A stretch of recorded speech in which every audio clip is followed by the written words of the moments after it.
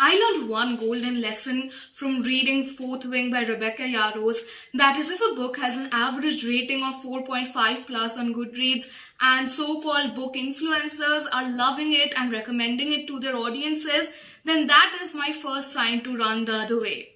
Hello and welcome back to another video. My name is RupkathaBhattacharjeeofficial and you're watching my channel, which is named after me because I have an inherent lack of creativity.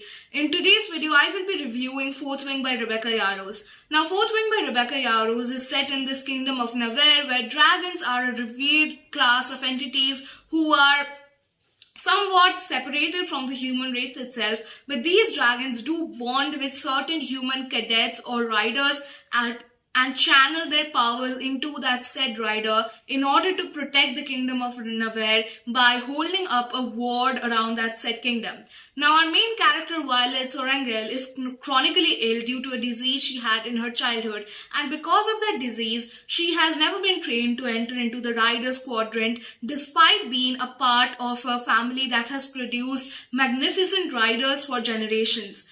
Now, after her father's death, her mother, General Sorangel, who is a rewarded general of the Navarrian army and a dragon rider, forces Violet to enter into the Riders Quadrant and go through the trials of Basquiat War College in order to become a rider herself and ultimately bond with a dragon. Now, this brings up a lot of issues for Violet because being chronically ill, she is always in pain and she is weaker when compared to her able-bodied counterparts. And that makes her an unlikely entity to bond with a dragon, since dragons despise anyone who is weaker than the general population. And despite all of that, Violet really wants to enter into the scribe quadrant. Now, this war college has separate quadrants. Now, one, as I mentioned, is the Riders Quadrant. Another one is the Scribes Quadrant. And as the name suggests, the scribes are in charge of recording certain materials, writing books, taking care of said books. There's another Healers Quadrant, which is quite self-explanatory, and a few more quadrants. Now, Violet has to go through these series of challenges combined with the fact that most other riders or students at the war college want to kill her in order to increase their own chances of bonding with the very few dragons that are present. She has to ensure her own survival and also avoid Xaden Riorson. Now, Xaden Riorson is the son of this revolutionary figure who raised his armies in rebellion against the kingdom of Navarre, the king of Navarre, in order to have freedom for their own district, the district of Tirendor. Now, obviously, this rebellion fell and all of the children of the rebels were forcefully inscribed into the Riders Quadrant in order to go through the challenges that would be presented and either live to be a rider or die trying.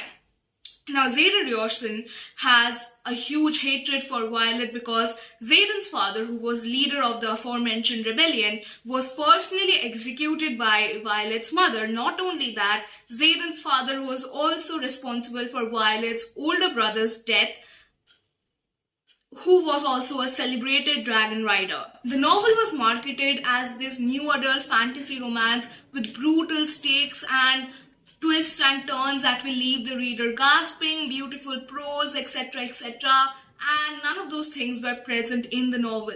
The novel is an amalgamation of other popular fantasy books that came before it. I do understand that no novels can be entirely original because as humans we keep recycling the same plots but add our own twist to said plot to make it more interesting and to have a different interpretation than the ones that previously existed.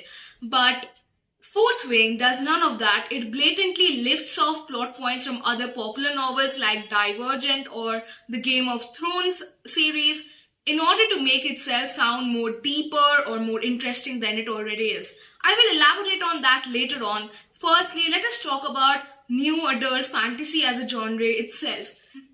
New adult to me seems like an excuse for YA authors to write NSFW scenes without being labeled as pedophiles by the Twitter mob and also not employ complex themes or proper prose that is used in the adult literary or fantasy genre. New adult is a somewhat blank space where authors can really do whatever they want because new adult isn't really a very recognized genre even by publishers. Fourth Wing is YA that just parades itself as new adult because it has some NSFW scenes in it. It has none of the complex themes that one would expect in adult fantasy. It doesn't have proper world building, it doesn't even have a good writing style, and it is riddled with grammatical errors. Honestly, Fourth Wing is a clear example of what is wrong with fantasy books these days and how far below the standard for fantasy novels has fallen. Firstly, why don't we start with world building? The Kingdom of Navarre, like I previously mentioned, where Violet Sorengale, our main character, is based, is in reality a coalition of 6 different districts with people of all kinds. And there is this 7th district that refused to be united into Navarre and is now at war with the coalition government. The Kingdom of Navarre is separated from the outside world with a ward that is maintained by the existing dragons. Now, all of this sounds very, very familiar to a very popular series. That is A Song of Ice and Fire series by George R.R. Martin. And one would already expect a similarity between these two novels on a primal level because Fourth Wing was marketed as the Poppy War meets A Song of Ice and Fire series in this searing debut. Now, when I hear that, I would expect a thematic similarity. Morally grey characters, people who are lusting for power and will do anything to reach that. But unfortunately, what I found was blatant ripping off of the world building that G.R.R. Martin had done in his novel, and Rebecca Yarros simply employed in her own. And that is not to say that Rebecca Yarros' world building is as good as the world building that is present in A Song of Ice and Fire series. Rebecca Yarros' world building does not go deeper than the basic surface level. Throughout the book, the author simply name drops some certain places, some certain things, some history in conversations, info dumps them through internal monologues, and ultimately none of those pieces of history, pieces of world building or information play any pivotal role in the novel itself. The world building is very flat. There is nothing, no system of magic, no explanation behind the dragons, nothing. One cannot even say if this book is placed in a medieval-like era, an early medieval era, a late medieval era, a modern era. Now, that confusion is so present throughout the novel because firstly, the characters wear corsets, but the society has no sense of gender roles or discrimination against women. Secondly, there are modern-like gym equipment present in the novel itself, but there is lack of electricity or clean water. The world building is not bad. One can say that it is completely absent because there is no world building in the novel. I think this is a new trend in young adult or new adult fantasy novels, when the writers are so intensely focused on employing tropes into their writing to ensure that their writing sells well, that they forget to actually hone their skills as a fantasy writer, which goes beyond creating impressionable characters but also creating a world with a system that can actually be believed as working. Firstly, one of the reasons why I say that the world building is very bad is that the Kingdom of Navarre is at war. And it needs to have soldiers, alright. It needs to recruit people into its armies to ensure that they do not get overpowered. And for Navarre, these soldiers are dragon riders because apparently they do not have infantries or cavalries or foot soldiers or any other form of soldiers in their army. But when people do enlist to become dragon riders, the Kingdom of Navarre tries to kill like 90% of those dragon riders and only take 10% of them, which is not feasible because without manpower, you cannot hope to win a war. Secondly, half of the things in this book does not make sense.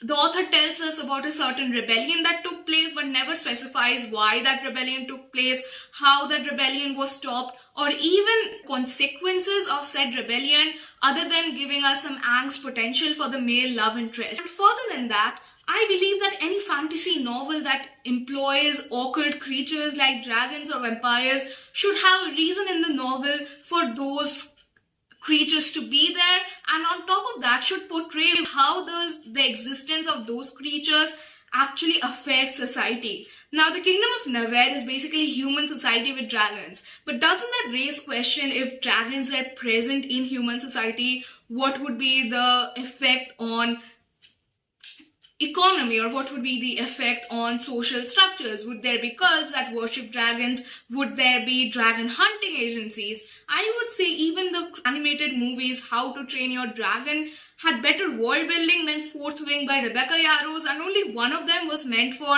adults to read and enjoy. In terms of characterization, this book does not give a motivation or even a purpose or even any personality traits to any of its characters. In the beginning of the novel, our main character Violet Surengel was completely against the idea of becoming a dragon rider or even stepping foot into the rider's quadrant. She had trained her entire life as a scribe, and she wanted to honor her deceased father by becoming said scribe. She even picks fights with her mother, the revered general, who forces her to enter into the rider's quadrant.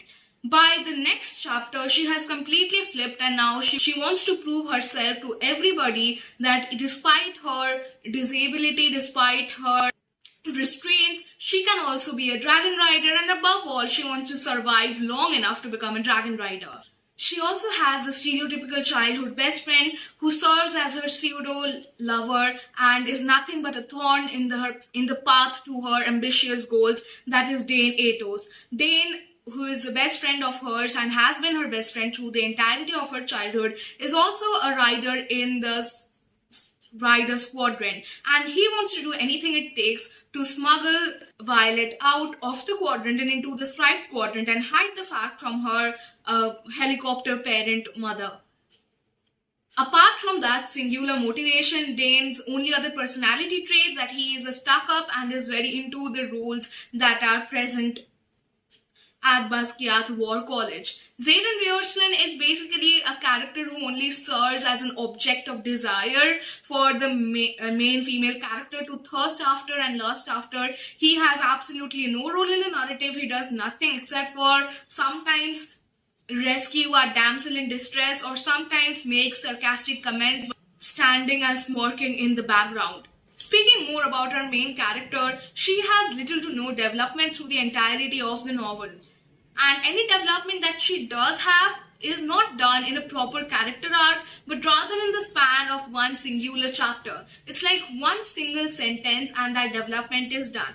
But the novel props her up as this special second coming of Christ himself, that despite her weakness, she is so smart and so fast and so talented and everything else that it doesn't matter that she has any other faults at all. She is propped up to be this magnificent person for no reason whatsoever, and she has no flaws at all. Now, one could argue that her disability is propped as a character flaw, which I think would be very insensitive to say, because one's disability is not their moral failing, neither it is a flaw. But the author does try to pretend that her weakness is her only flaw, which personally I am not a big fan of. Moving on, the writing style.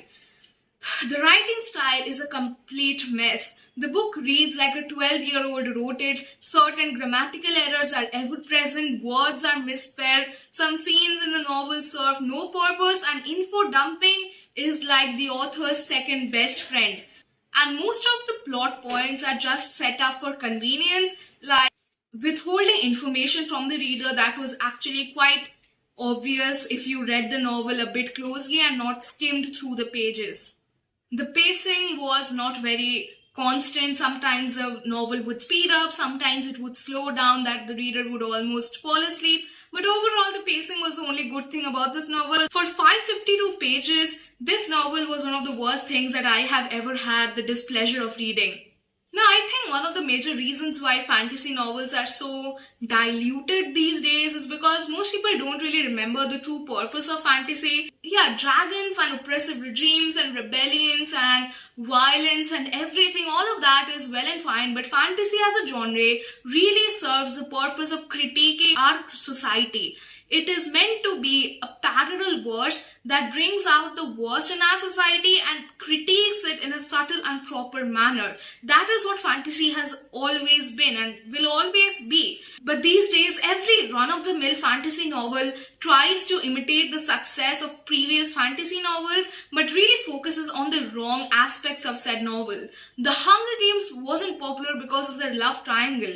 It was popular because of its strict themes about dictatorships, about propaganda, and about how normal people can be fed propaganda and made to enjoy something that is in reality horrific. Run-of-the-mill fantasy authors who treat their novels as commodities really focus on the aspects which are like enemies to lovers trope, love triangle, etc., buzzwords that they can print out on the cover and ensure that their book is the next New York Times bestseller. Honestly, I am of the impression that everyone who rated it more than 2 stars had a gun to their head and the author was screaming at them in their ear that rate this higher than 3 stars or I am going to burn down your house. If it was possible, I would give Fourth Wing by Rebecca Yarros 0 stars, but since that is not possible, I give it a 0.5. Overall, I will be cleansing my mind by reading some actual good fantasy or even anything that does not have dragons in it, because now the word dragons is like a trigger for me, because every time I have to imagine dragons, I have to imagine a particular very bad, awful scene that took place in Fourth Wing that only people who have read the book will know. And honestly, that singular scene is enough for a copy of Fourth Wing to never be printed again. If there is a voice inside your head that is telling you to read Fourth Wing, bury that voice deep inside your soul and thank me, because that voice is the devil. You should not at all read Fourth Wing. And usually I tell people not to trust my judgment and actually try a book out for themselves, because we do have differing opinions, but this is one book that I do not think that I am wrong on, and I will not be accepting criticisms on this review. So that was it for today. That was my entire, quite obviously, rant video about Fourth Wing by Rebecca Yarros. I will not be reading the sequel of this novel, neither will I be ever giving this book a second try, because the days, hours, minutes that I spent reading this book were like being waterboarded. Anyways, you can discuss Fourth Wing with me. If you have read it, you can discuss any other book with me, and if I have read it, I will obviously engage in said discussion. Thank you for watching this video. Be safe and goodbye.